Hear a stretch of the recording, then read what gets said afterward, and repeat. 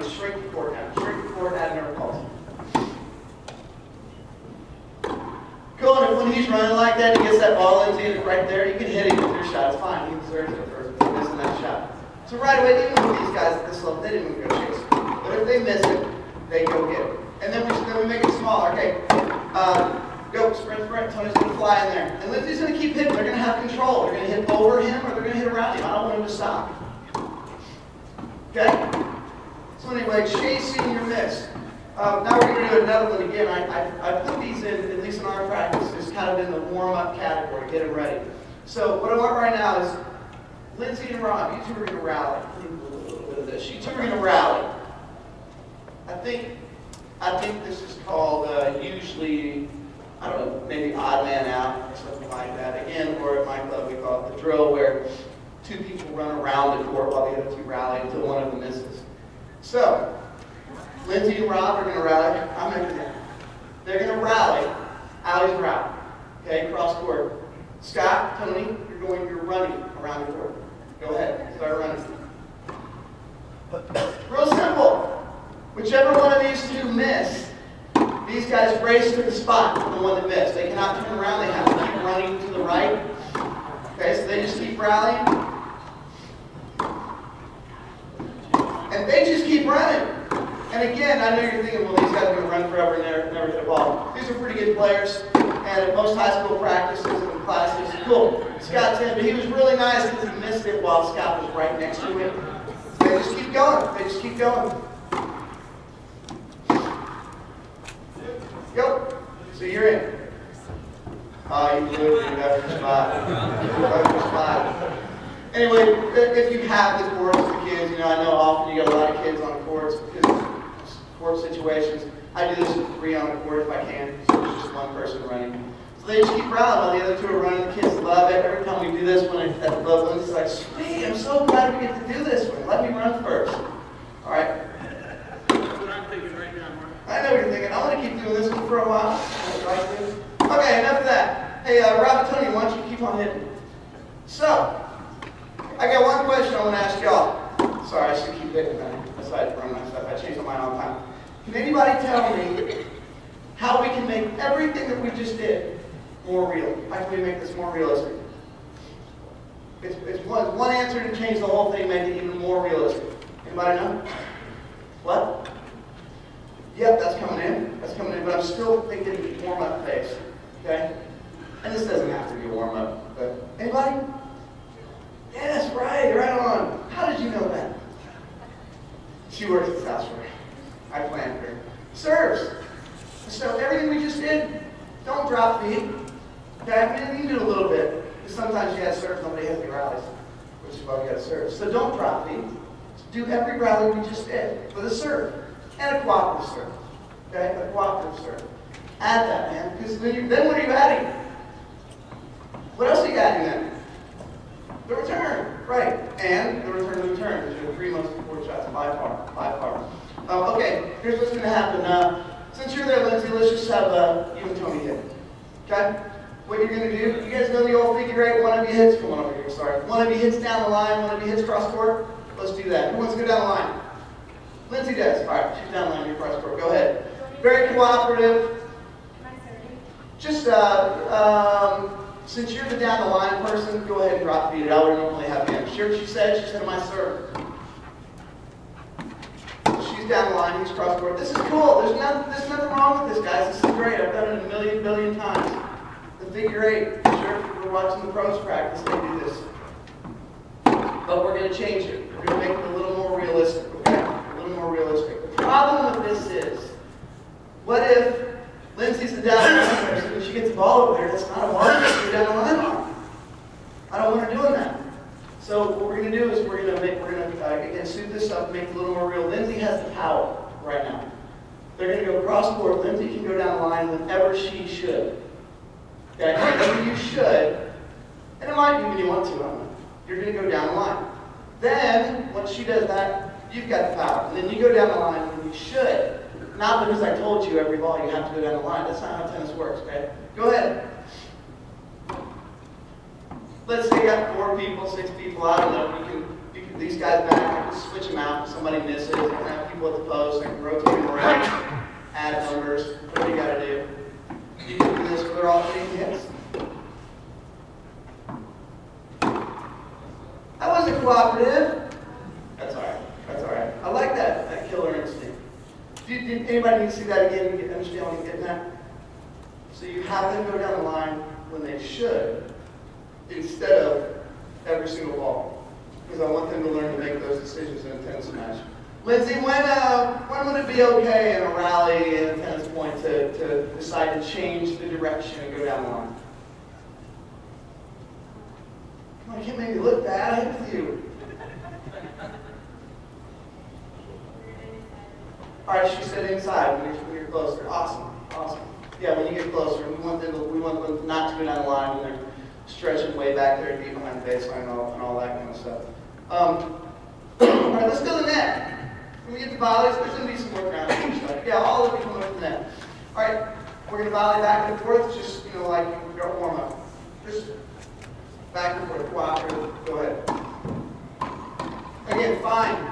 No problem here. Everybody does this. Everybody should do it. But we're going to scoop it up, make it a little more real with the volleys. This is easy. You're good at this. So now we'll change this to the figure eight. Okay? Rob and Lindsay, both of you are going to hit all your volleys cross court. You're still hitting with the person in front of you. And the two of you are hitting all your volleys down the line. Got it? They're just doing a little mini figure eight with each other now. Straight ahead. We're going here, right? Yeah, yep, straight ahead. Your forehand will always go to his forehand. Your backhand will always go over there to his backhand. A little figure eight. Go ahead. So anyway, we completely changed just now. Completely changed the typical volley back and forth thing. Please remember again, levels. I understand there's different levels of practice and all that stuff. Use nerve balls. Get closer. Start out by throwing a figure eight. Don't even put a racket in there. Just toss each other. See what they're doing? Got the figure eight volleys going on. All right, let's add another fun thing. You can keep doing that. You're not stopping. Let's just add more to it. If either one of you gets the ball above your head, this is a fun one we did in college all the time. And I haven't had too many people get hurt with this. If you get one above your head, you're going to hit the other person, right? Just like Scott did. You don't have to hit them, but I don't care if you hit their feet, hit their legs. What happens is nobody ever gets hit. Because miraculously, you may have heard my brother say, those of you who were here yesterday, he talked about how when he starts giving Gatorades away as prizes, that all his players miraculously become better. Well, when you tell the kids that if they pop up a high floater, that their partner gets to hit them with the ball, miraculously, they all figure out how to hit the ball a little lower. It's amazing. I wish I was doing this joke with these guys. You never learned how to I would have busted it. I would have busted it. Okay. Next, here's an unpracticed shot. Scott, come up here, Robert, Lindsay. It's kind of tough in this room. In your volley practice, you should put in lob volleys. You should put in lob volleys. So these two are just going to, you don't have to do any figure eight or anything. They're just going to volley back. You can all do it. You're just going to volley cooperatively back and forth. Whenever you get the right ball, probably a lower one or something, you're going to hit a lob volley. Don't chase it. Okay? When you hit that lob volley over Lindsay, don't chase it. Okay? Just pick up another ball and keep going.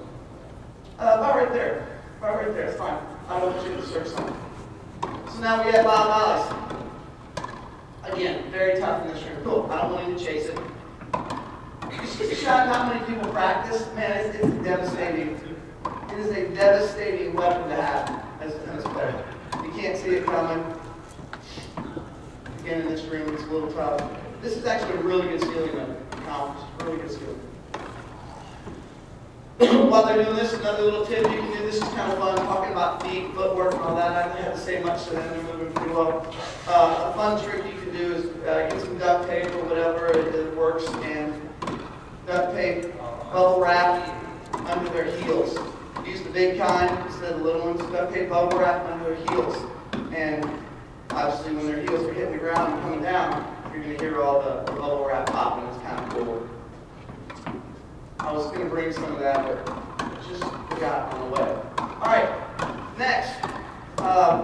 This is what I usually call the Bermuda Circle. Again, another realistic volley exercise.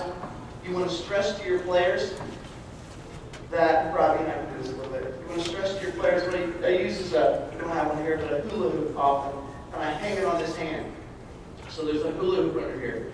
And so we volley, and I stress to the players that you want to be aiming, Rob. Picture that circle under this hand in this area of the court. This is probably nice and easy right now, okay? Like if we're doing this, I mean, that's all cool, but it just doesn't happen that much. So now I want Rob to start trying to hit it right here in that area. Perfect. In that area. It doesn't even have to kill it. See? Perfect. Totally changes. So don't just let your players hit back and forth nice and easy all the time. Have them aiming specifically for this area right here. We call it Bermuda Circle at our club. You get a ball in there, and they have to make a decision, like I just did, see? About whether or not they're going to hit the forehand or back. You really want to challenge them with those things. Come on, you get it right here, right in there. Cool, dude. All right? So make sure they're not just hitting back and forth, they're aiming. They got a target, even if it's a small target. Here, I think I'm going to wear a watch. You want a watch? All right, so I got nothing. Okay. Let's see here. All right, let's get to serve and returns. Okay, serve and returns. Go ahead. All right, let's say we're in our high school practice or club practice. And I say, all right, let's warm up our serve and returns. Cool. This can be a very unproductive time in a lesson. You know, I thought I said serves and returns. It can be a very unproductive time in a practice. And so make sure you're always doing returns when you're doing serves. And also, you may notice Lindsay did this right off the bat. Always allow your players that are serving to hit the next shot. Scott's hitting the serve, he's going to hit the next ball. Okay, it's a three-part thing. We always do serves, returns, and return of the return. I've got people that come to the club and say, man, I really need to work on my serve and all this. And one of the things I'll do sometimes is I'll watch them play before I give the lesson so I can better be prepared for that hour. And I'm telling you, so many times they show up to the lesson, I'm like, you don't need to work on your serve. You don't need to work on it. You're not losing your points in your matches, your serve. You're losing your points because of your return to return.